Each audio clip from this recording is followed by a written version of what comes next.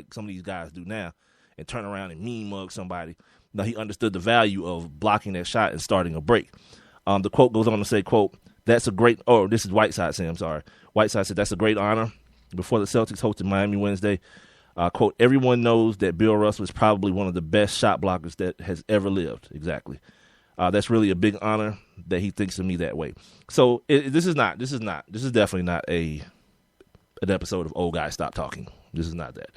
Because I understand what he's saying. Well, that makes sense. I understand that what the makes comparison sense. is. Obviously Bill Russell is the greatest champion that basketball as a player has ever known. We got to take Phil Jackson out of the mix because he's a coach. But as far as players go, there is no more of a champion than the great Bill Russell. So when you, what was it, 11 and 13 years or something like that? Yeah, 11 championships, something ridiculous. So yeah, there's still questions about this kid because he's still young. He was a bit of a journeyman, had to go overseas and kind of get his game tight, some D-League action for him. And we saw some immaturity out of him a couple of times this year. I don't know if we ever developed that any further because after it happened, he did give an interview and said that he was going through some personal things and that he would make sure that he wouldn't let his personal life spill over into his basketball playing because he understood his teammates needed him and things of that nature. So, these guys are human, and that's the part that we kind of omit when we're talking about these guys. We see them do like silly things on the court, what we would deem as silly things on the court. We kind of dismiss the human element that this guy said he was going through some stuff at the crib, or not at the crib, but personally. But I heard Dwayne Wade give an interview, when he talked about that situation, and he was like, I just had to pull him aside and really, talk to him. I know he's a young kid, and just let him know, like, what we're playing for is something, is bigger. Is bigger than any foul. If somebody shoves you, like, what we playing for is much bigger than like, we can't have you out here mentally breaking down, especially like without Chris Bosh. You know what I'm saying? Now that for the most part, it's D Wade, and then you got him, and everybody else playing a role. Luol Deng, everybody else playing a role, but. Luol Deng ain't paid too much money to be a damn role player. I'm just gonna say that. Well, yeah, but I think I think those that knockoffs the guys in the back on ain't the team, paying that much. There you go. But I think the guys on the team, especially leaders like Dwayne Wade, I think they appreciate the young guy's skill set. So he'll be all right. He'll be all right. These things, I saw this thing on Overman yesterday about this food that's going on at these ballparks. Like, I don't understand what's going on. And I just happened to look at my phone, and like the Houston Astros are going to sell a waffle cone that's filled with chicken and mashed potatoes. And the thing that was on Overman yesterday was like, it was a hot dog. It was a corn. Right. It was a corn dog, like battered in Doritos or something, with mayonnaise and something else on the top of it. It was like, it looked totally disgusting. I was like, then I saw the glazed donut hot dog bun. Yeah, there was a glazed donut with the hot dog and bacon and something sweet on it. Something else sweet on the top of it. Yeah. Yeah. Well, the Braves do that every year. Or is that the Falcons? The Falcons, they've been doing that every year. When you go out to training camp, they have like those high calorie burgers with, have like one of the players' names on it. Is that like a white thing? I'm not even being funny. Is that like a white thing?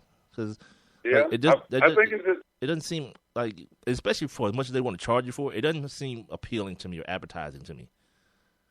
Like, just give me a regular hot dog, and maybe I'll get some, some kraut or something like that on to spruce it up. But yeah, I don't like that whole, like, I don't need my hot dog wrapped in a donut. Like, give me one or the other.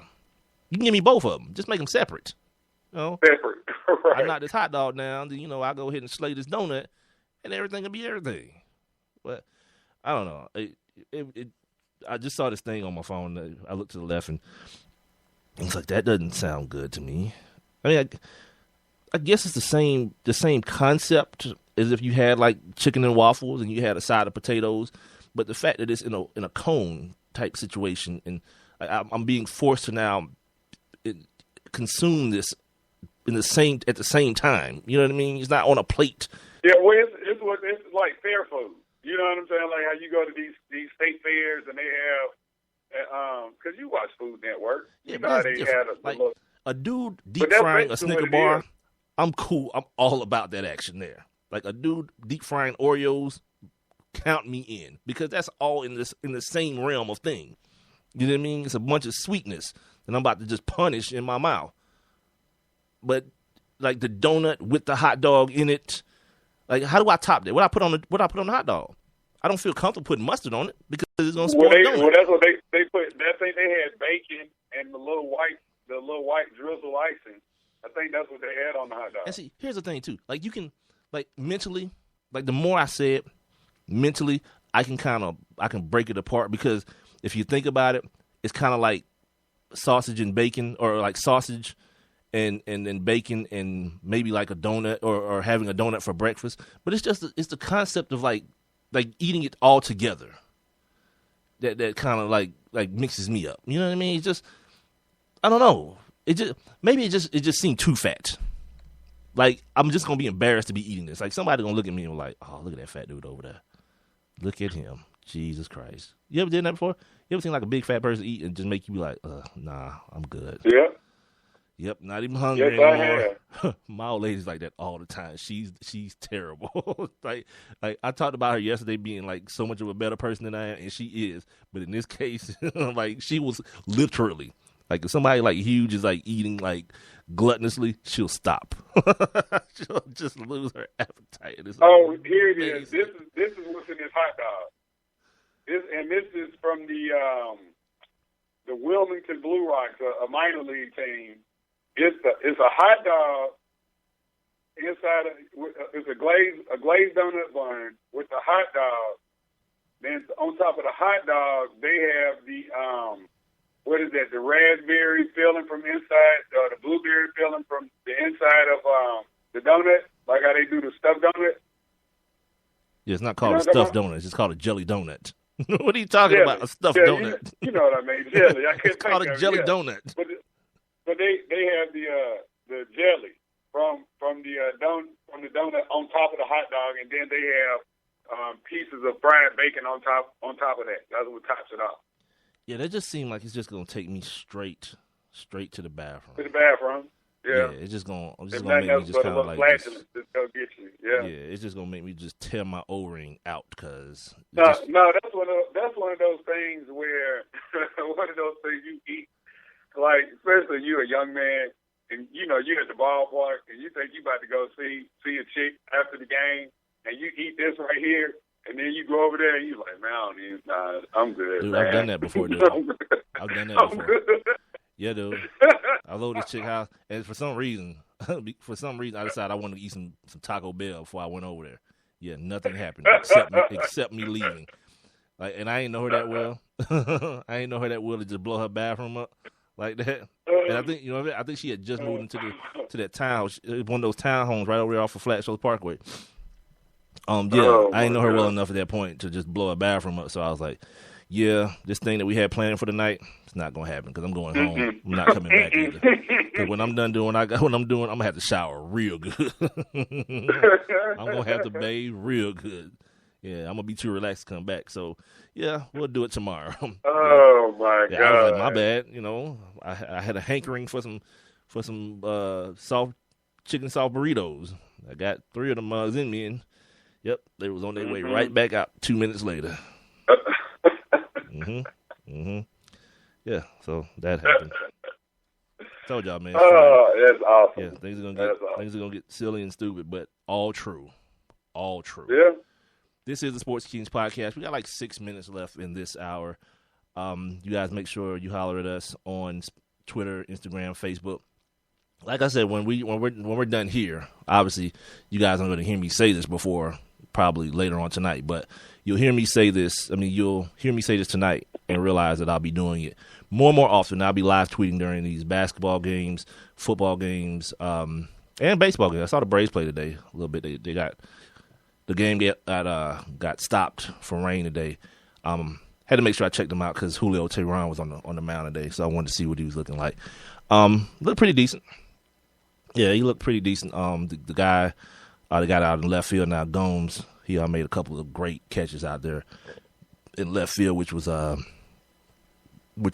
inspiring. And I got to hear baseball people talk about the Braves and what's happening with them. Because if you weren't in Atlanta, or maybe if you just around the country and you saw what was happening with the Braves this year or in the offseason with Gaddis being traded and Upton being traded and Hayward being traded, you know, the thing here was like, what the hell? The Braves, they trying to move to a new stadium and this is what's happening? Okay, now everyone back up. Because in reality, the Braves struck out too damn much last year. And those three dudes, they hit some bombs, but those some guns struck out a whole lot last year. And in that vein, they only won they got like 3 games, right over 500, something like that. Yeah, 83. That ain't good enough. That ain't good enough. So it's time to retool. It's time to rethink things. And they did an interview, the dugout interview with the new hitting coach, and gave me a lot of perspective on what to expect from this team this year. He even had examples for me. Like in the game earlier this week, Braves had 19 hits and 1 strikeout. That's outstanding. And so he's talking to these guys about working on 2-strike hits, not swinging for the fences, you know, putting the ball in play. And as he's talking, it's happening on the field. You know what I mean? Like you see the Braves playing this quote unquote small ball now, where they're moving runners along, they're putting the ball in play in order to score more runs. Because it was times last year where the Braves couldn't get anybody on base, no hits, and like 1 million strikeouts. And everyone only remembers those games where everybody went deep. Well, okay, if you score 12 runs in one game, that's still only one game. One game, that's right. And I'm getting that extra for the next game. And then you struck out 10 times that game. So if you do the same thing the next game without the runs and the same strikeouts, it looks totally different. And so that's the move now. And the other thing that their new general manager, because they got rid of Frank Wren, Mr. Hart, his name, John Hart. Mm-hmm. John Hart, yeah. He talked about the fact that with every trade they made in the offseason, they made sure they got pitching back in the deal with every trade. Yeah. And so they now, did. when I hear the baseball people talk, it makes me like, you know, you set the emotion aside. Like, okay, the names you know are gone. You know, the guys who, you know, get to see them go deep and hit, you know, 400-foot home runs are gone. But also the same guys that got you to that right over 500 mark are gone. So now you're young. You got your centerpiece in Freddie Freeman. You got the best defensive shortstop in Andrelton Simmons. You got, hopefully, he talked about his work with BJ/Melvin Upton Jr., trying to work on him being less active in the box. Like if you watch BJ hit, he does way too much before he swings the bat. Like he taps the foot, turns the foot, and then tries to swing. It's like too many mechanisms in his swing. Too many motions. Yeah. So and that take away. Right. When you do all of that, it take away from your timing, your actual swing delivery. Yeah, your timing's off. So he's talking about having BJ first start off like on his knees, without his feet, without his legs involved at all. Start off on his knees, just working on, you know, getting his hips into it. And so he's not, even though BJ's hurt or Melvin is hurt now, he's in a boot. He says now he's standing up and hitting, and hopefully he can transfer it to the field. So with about a week or so, you know, before the season starts, I'm a lot more optimistic than I was before, because again, now I get to hear Carl Ravitch and Buster Olney and these dudes who talk baseball and explain to me, the non-baseball guy, what's happening. But look, when everybody was all up in arms, like I remember seeing all the tweets, all the Braves, what are they doing? They set themselves up. We got about a minute. You know, okay, we'll talk about it later. Go ahead. I'm just saying, I just never responded to that because, you know, it's just, I mean, one of those things where the players that you have in your pants are not delivering. I mean, and that's what it's all about. I mean, I look at the Pittsburgh Pirates, you know, they put together a nice team with some young players that they developed. Mm-hmm. So, you know, it's baseball. You can do that. Yeah. So, I mean, since we're here, yeah, we can actually start next hour off talking some MLB, man. Yeah, we'll get ourselves ready for the upcoming start of the MLB season, and we'll talk about some things that I read today as far as, you know, some goings on. I'll follow up to some stuff I read like a year ago. This is the Sports Kings Podcast. I'm Big Mike. He's Rob Calloway. We're being heard via Spreaker.com. Also, catch up with us on Twitter, Instagram, and Facebook at Sports Kings Live. You can also email the show, sportskingslive@gmail.com. Like I said, we got MLB coming up in the second hour, and we'll be right back.